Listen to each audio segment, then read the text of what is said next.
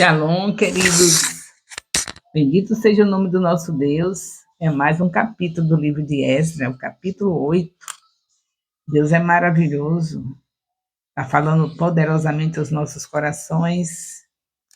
E nós vamos estar com os melhores anos do Ministério Apostólico Internacional de Jerusalém, porque estamos nos alimentando diariamente da palavra. E a palavra é Jesus. Bem, louvado seja o nome do Senhor, nossa gratidão a Ele por essa oportunidade do capítulo 8 ser colocado diante dos nossos ouvidos, nossos olhos, e a gente aprender as lições. Você já sabe que a leitura é com vocês, com o discípulo, há 2 discípulos que vão fazer a leitura, eu não posso fazer a leitura aqui no momento da gravação, mas é o capítulo 8 que deve ser lido e eu vou apenas fazer alguns comentários. Bem, comentário, né? Do comentário sempre com analogia, porque a gente tem que aprender as lições e dar logo atenção a elas para a gente saber o que temos que fazer para não cometermos os mesmos erros que o povo israelita cometeu, porque nós queremos glorificar o nosso Deus por ter já enviado Jesus. Aqui na antiga aliança Jesus não tinha chegado, e agora a nossa alegria é que Jesus já chegou, é a nova aliança. Então, nós estamos aqui, esse capítulo 8 refere-se à lista dos que voltaram da Babilônia com Esdras, certo? A turminha que voltou do cativeiro, juntamente com Esdras, aqui está o nome dessas pessoas. Assim, os nomes daqueles que se reuniram ao redor de Esdras e subiram com ele. Foi no todo 1.496. É, muita gente, né? Então, vamos ver aqui, não é?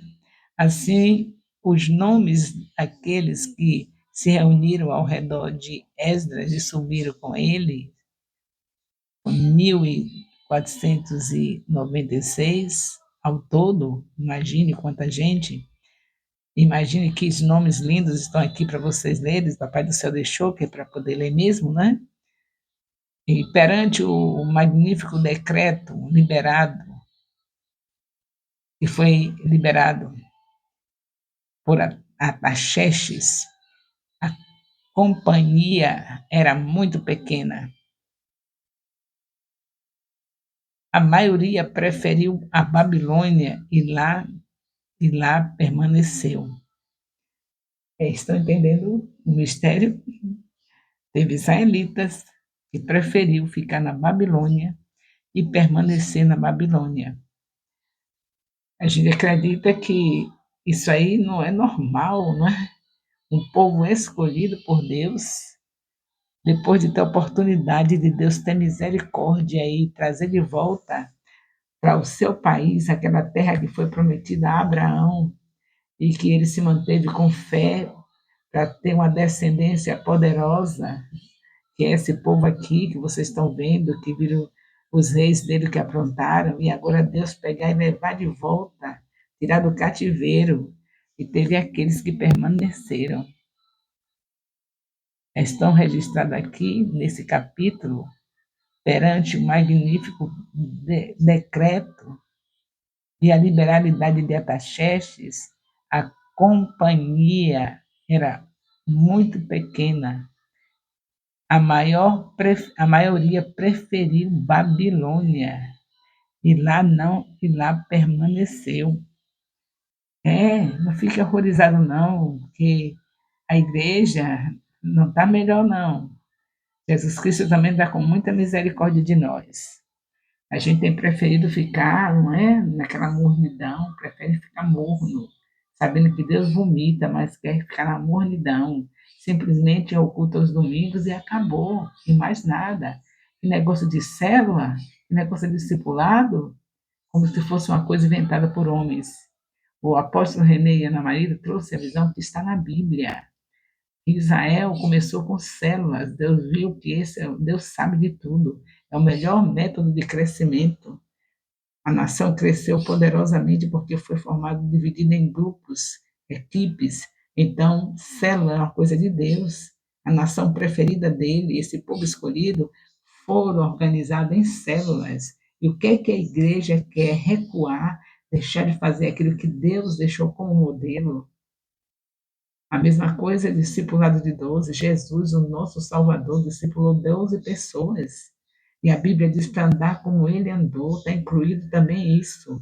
Você pode suportar 12 pessoas durante meses, ensinando, consolidando, discipulando, até chegar o momento de enviar. Deus não está pedindo nada que a gente não possa fazer. Ele não está deixando a gente sozinho, nós temos o seu Espírito.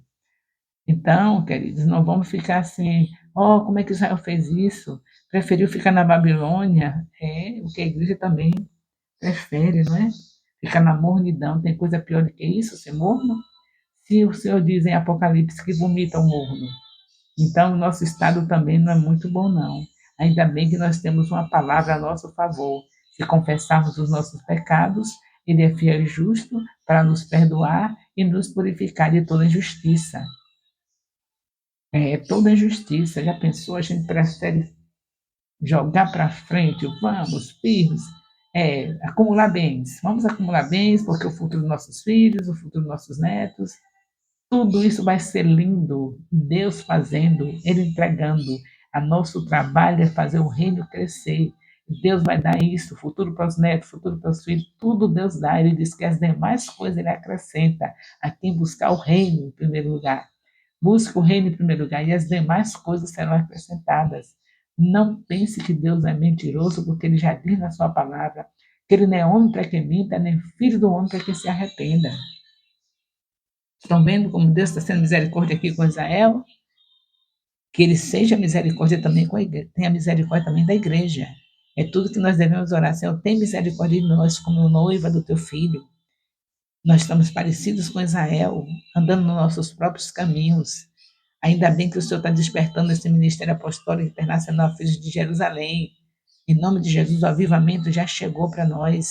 Nós vamos viver os melhores anos desse ministério. Melhores anos, para a glória do nosso Deus. E aí vamos prosseguindo com o nosso comentário, trazendo a nossa realidade, comparando com a realidade do povo israelita. É isso que eu estou fazendo.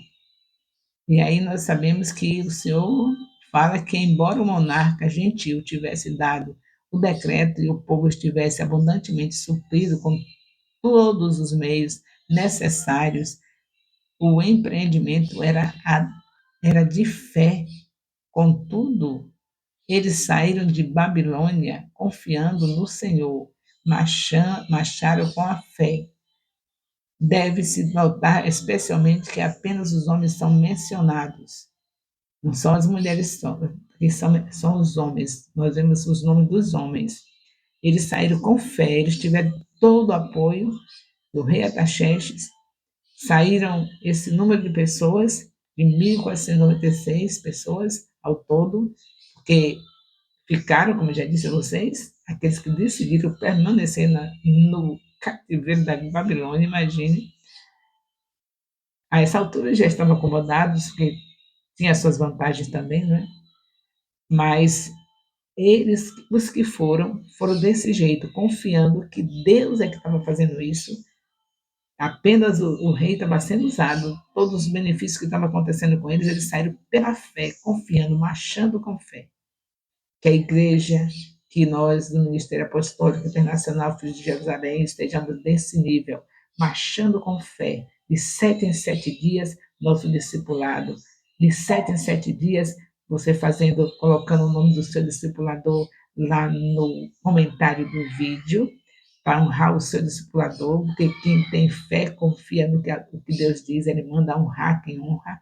Seu discipulador está toda semana com você, e você precisa colocar quem é o seu discipulador. De 7 em 7 dias, você cantando essa música especial do discipulado junto com seus discipuladores. De 7 em 7 dias, lendo a palavra com seus discipuladores.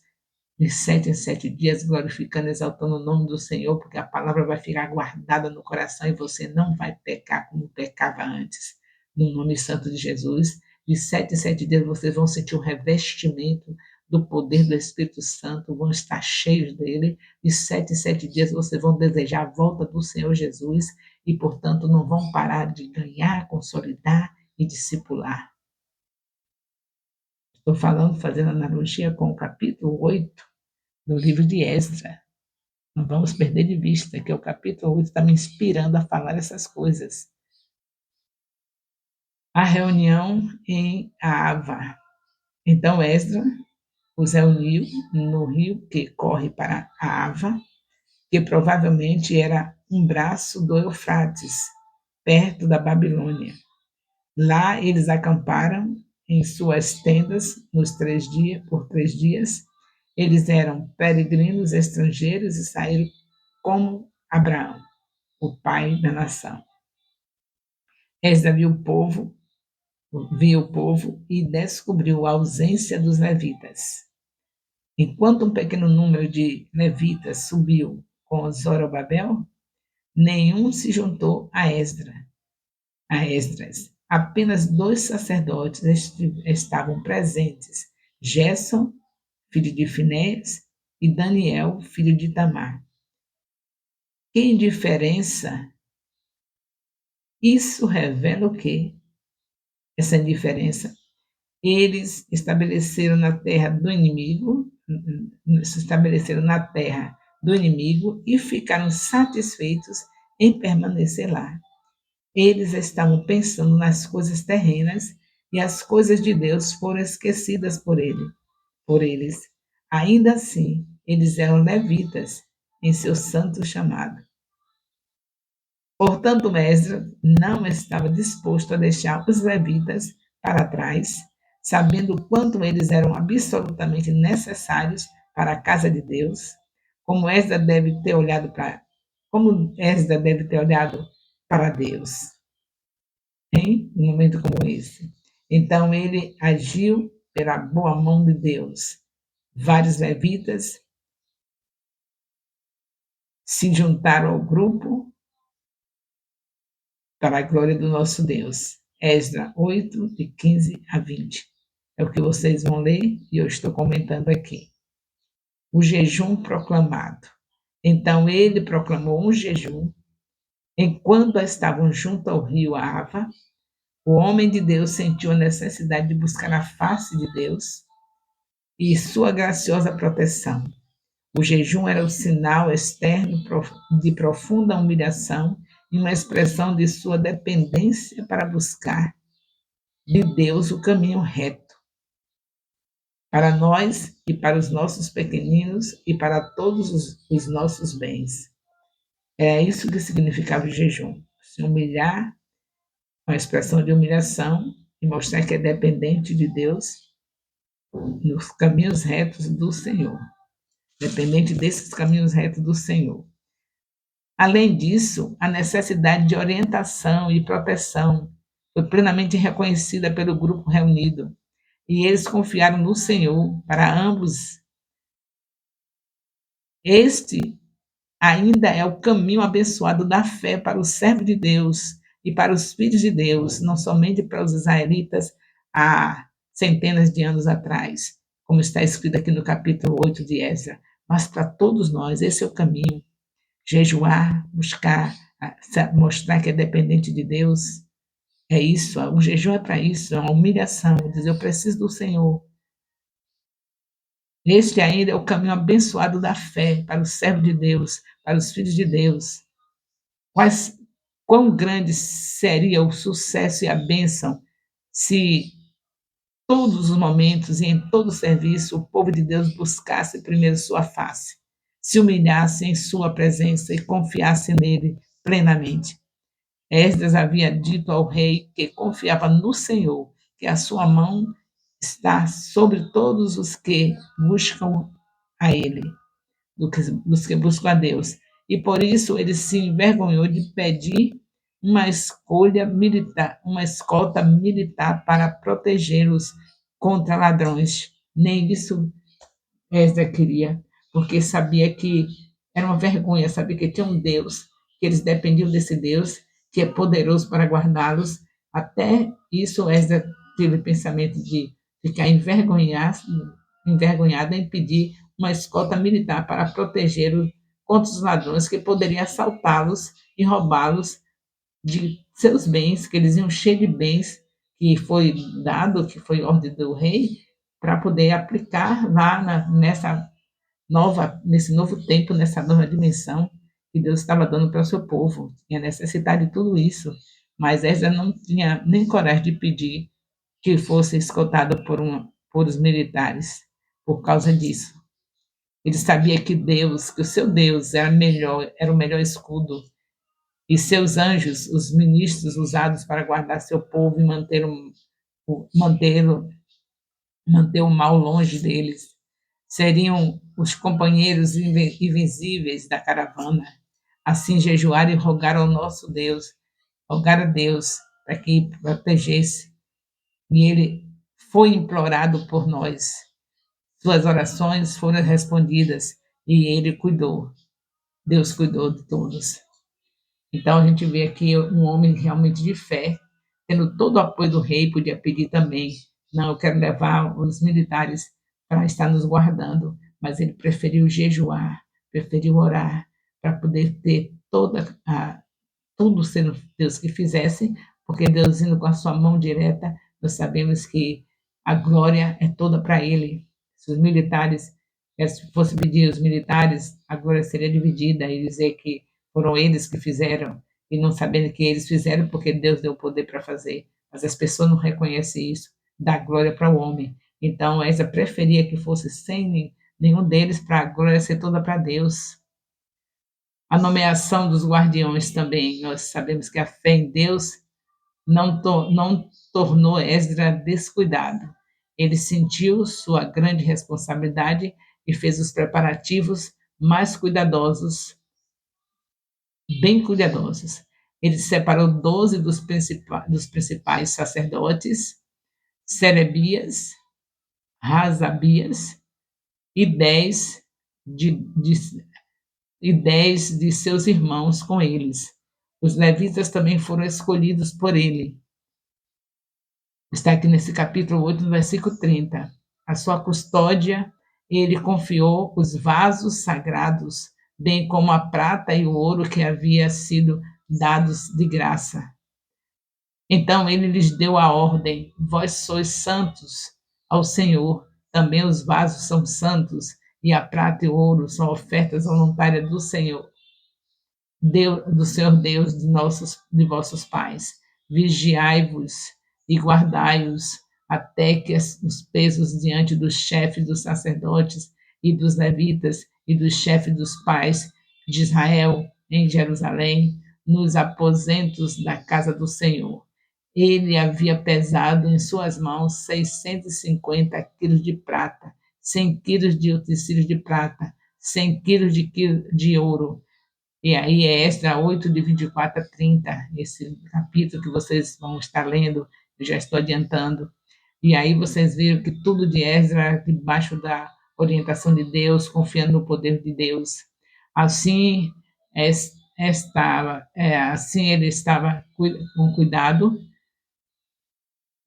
cuidando da passagem de tudo quanto receberam, os valiosos tesouros, e a pesagem de tudo, eles estavam fazendo, pesando tudo.